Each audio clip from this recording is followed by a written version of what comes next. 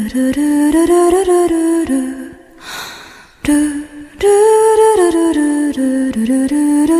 दोस्तों, इससे पहले आपने हुसैन को देखा था कि हमारी रूबी एक आइडल बनने के लिए कंपनी में ऑडिशन देने जा रही होती है, लेकिन बट एक्वा उससे मना करता है। लेकिन फिर भी रूबी एक्वा की बात नहीं मानती और इसके बाद एक्वा मियाको से बोलता है कि शायद से हमें उस कंपनी के बारे में जानकारी निकालना चाहिए, जहाँ पर एक्वा देखता है कि वो कंपनी रूबी के लिए बिल्कुल सही नहीं है, बल्कि वो बहुत ज़्यादा ख़राब है। और इस चीज़ को लेकर एक्वा कहता है कि मैं उस कंपनी को बर्बाद कर दूंगा। जिसके बाद हम सभी देखते हैं कि मियाको एक्वा की बात सुनकर काफ़ी ज़्यादा डर जाती है और जैसी एक्वा उस रूम में जाता है, आई मीन उसके कैबिन जाता है, तो मियाको एक जगह बैठकर रूबी, एक्वा और अपनी सारी फ़ोटोज़ को देख रही होती है और उसे देखकर कुछ सोच रही होती है। खैर, इसके बाद हम सभी देखते हैं कि रूबी उस कंपनी में सुबह उठकर ऑडिशन देने जा रही होती है, लेकिन एक्वा उसे गुस्से से देख रहा होता है। लेकिन तभी मियाको रूबी से कहती है कि क्या तुम सच में ही उस कंपनी में ऑडिशन देने जाओगी? जिस पर रूबी मियाको से बोलती है कि हाँ, मैं ज़रूर जाऊंगी। लेकिन उसके बाद मियाको रूबी को बताती है कि वो कंपनी तुम्हारे लिए सही नहीं है, बल्कि वो कंपनी बहुत ज़्यादा स्ट्रिक्ट है और इवन वो अपने एम्प्लॉयज़ को और आइडल्स को सैलरी बहुत ज़्यादा कम देते हैं। और वैसे भी तुम जानती हो कि जो तुम्हारी मॉम के साथ हुआ है वो होना बहुत ज़्यादा नॉर्मल है। इसके बाद हम सभी देखते हैं कि रूबी गुस्से में कहती है कि मैंने पहले एक्वा से इसके बारे में बात कर ली थी, तो वो ऐसा क्यों कर रहा है? मैं ज़रूर जाऊंगी उस ऑडिशन के लिए, चाहे कुछ भी हो जाए। रूबी की बात सुनकर एक्वा गुस्से में कहता है कि अच्छा, तुम मेरी बात नहीं सुनोगी, तुम वहाँ पर जाओगी। एंड इसके बाद हम सभी देखते हैं कि मियाको खड़े होकर रूबी से बोलते हैं कि यार तुम बात को समझो, वो कंपनी तुम्हारे लिए बिल्कुल ठीक नहीं है। और मियाको ये बात सुनकर रूबी थोड़ी बहुत निराश हो जाती है और इसके बाद मियाको फिर रूबी को समझाती है कि देखो, तुम वो कंपनी ज्वाइन नहीं करोगी, बल्कि हम अपनी कंपनी दोबारा स्टार्ट करेंगे, स्ट्रॉबेरी प्रोडक्शन को, और उसके अंदर तुम काम करोगी एज अ आइडल के रूप में। और इसके बाद हम सभी देखते हैं कि रूबी और मियाको आपस में बात कर रहे होते हैं अपने फ्यूचर प्लानिंग को लेकर। और इसके बाद हम सभी देखते हैं कि रूबी स्ट्रॉबेरी प्रोडक्शन कंपनी के साथ एक कॉन्ट्रैक्ट साइन करती है और दूसरी ओर हम सभी देखते हैं कि एक्वा भी ये सब कुछ देख रहा होता है। एंड इसके बाद रूबी कॉन्ट्रैक्ट साइन करने के बाद उस रूम से चली जाती है खुश होकर। जिसके बाद मियाको एक्वा से बोलते कि मैं जानती हूँ कि तुम मेरे इस डिसीजन को लेकर शायद से गुस्सा होगे मुझसे। लेकिन एक्वा मियाको से बोलता है कि नहीं, ऐसा कुछ नहीं है, मैं बल्कि खुश हूँ, जो भी हो रहा है अच्छा ही हो रहा है। खैर एनीवेज, इसके बाद सीन शिफ्ट होता है जहाँ पर हम सभी देखते हैं कि एक्वा फिर से डायरेक्टर घर आया होता है, जहाँ पर डायरेक्टर की मॉम एक्वा का वेलकम करती है। और इसके बाद एक्वा डायरेक्टर के रूम में चला जाता है, जहाँ पर डायरेक्टर उसको एक काम देता है एडिटिंग करने का। और इसके बाद एक्वा एडिटिंग करने लगता है और इसके बाद एक्वा एडिटिंग करते हुए सोचता है कि मैं जानता हूँ कि मैं स्कूल में पढ़ता हूँ और इसलिए मैं कहीं बाहर जाकर जॉब नहीं कर सकता, क्योंकि मेरी एज अभी छोटी है। एंड इसी वजह से मैं डायरेक्टर के यहाँ पर आकर एडिटिंग करके कुछ पैसे कमा लेता हूँ। खैर, इसके बाद हम सभी देखते हैं कि डायरेक्टर एक्वा से कहता है कि चलो फाइनली रूबी एक आइडल बन चुकी है। मैं इस चीज़ को लेकर काफ़ी ज़्यादा खुश हूँ। लेकिन एक्वा, तुमने कहा था कि रूबी एक आइडल नहीं बन सकती है, तो तुम अब रूबी को आइडल क्यों बना रहे हो?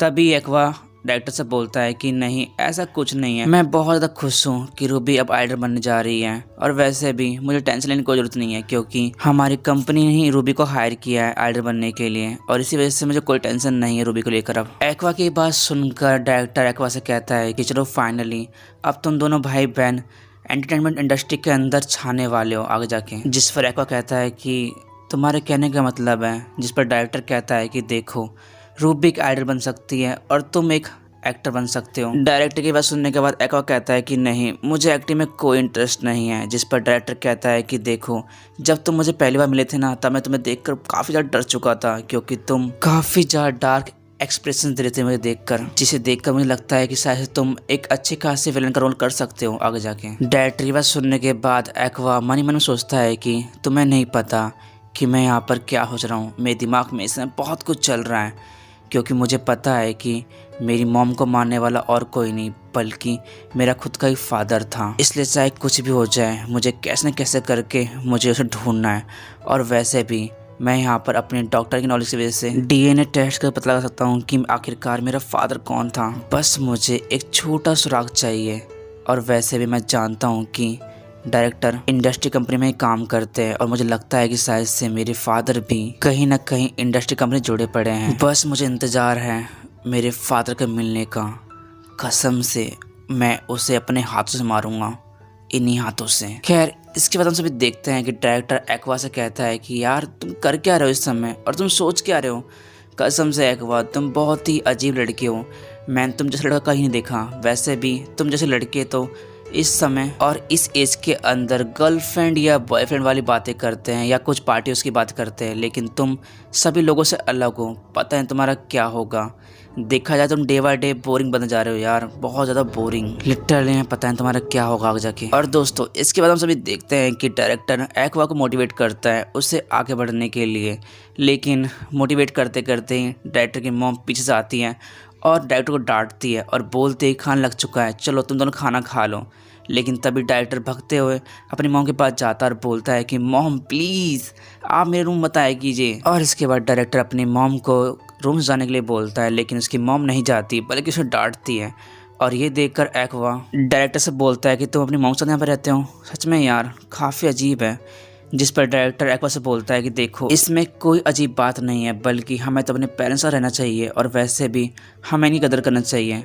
और वैसे भी तुम जानते हो कि मैं 24 आवर्स बिजी रहता हूँ और इसी वजह से मेरे खाने पीने का ख्याल बस मेरी मॉम रखती है, और अगर मेरी मॉम ना होती शायद से मैं अब तक मर चुका होता। और डायरेक्टर ये सारी बातें एक्वा समझ रहा था, तभी अचानक से एक्वा कहता है कि एक टाइम था जब मैं आई को अपना आइडल मानता था और मुझे भी उस जैसा बनना था, लेकिन अब सब कुछ खत्म हो चुका है। और तभी डायरेक्टर एक्वा से बोलता है कि तुम पागल हो क्या, तुम 24 आवर्स बस आई के बारे में क्यों बात करते रहते हो। मैं मानता हूँ कि आई एक बहुत अच्छी लड़की थी एंड एक कैपो आइडल भी थी, लेकिन जो कुछ भी हुआ अब वो सब कुछ ख़त्म हो चुका है, इसलिए तुम लाइफ मूव ऑन कर लो, ओके। और वैसे भी आई तुम्हारी कोई फैमिली मेम्बर नहीं थी, इसलिए उसे भूल जाओ। डायरेक्टर की बात सुनने के बाद एक्वा अपनी मॉम के आखिरी शब्द याद करता है। एनीवेज इसके बाद सीन चेंज होता है, जहाँ पर हम सभी देखते हैं कि एक्वा और रूबी एक स्कूल के अंदर अपने एडमिशन के लिए आए होते हैं, आई मीन हाई स्कूल के अंदर अपना एडमिशन लेने आए होते हैं। आई नो,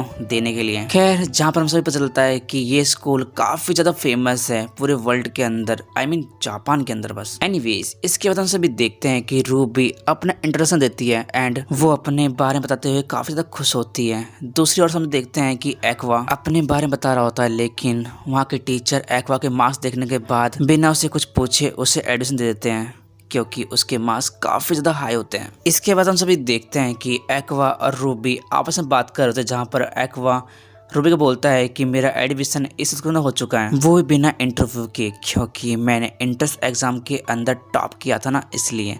ये सुनने के बाद रूबी कहती है कि हाँ मैं जानती हूँ कि तुम बहुत ज्यादा कमाल के हो। दूसरी तरफ हम सभी देखते हैं कि एक्वा का नाम सुनने के बाद एक लड़की रुक जाती है और एक्वा रूबी के पास आकर बोलती है कि एक्वा क्या तुम सच में हो, सच में तुम एक्वा हो क्या। लिटरली मुझे विश्वास नहीं हो रहा कि तुम एक्वा हो। लेकिन एक्वा उस लड़की से बोलता है कि तुम कौन हो, मैं तुम्हें नहीं जानता। जिसके बाद एक्वा थोड़ा बहुत सोचता है और उसे याद आता है कि ये तो वो लड़की है जिसने एक मूवी के अंदर रोल किया था, और उस रोल के अंदर ये लड़की जमीन पर कुछ चाट रही होती है, जिस पर वो लड़की बोलते है कि पागल वो बस एक एक्टिंग थी।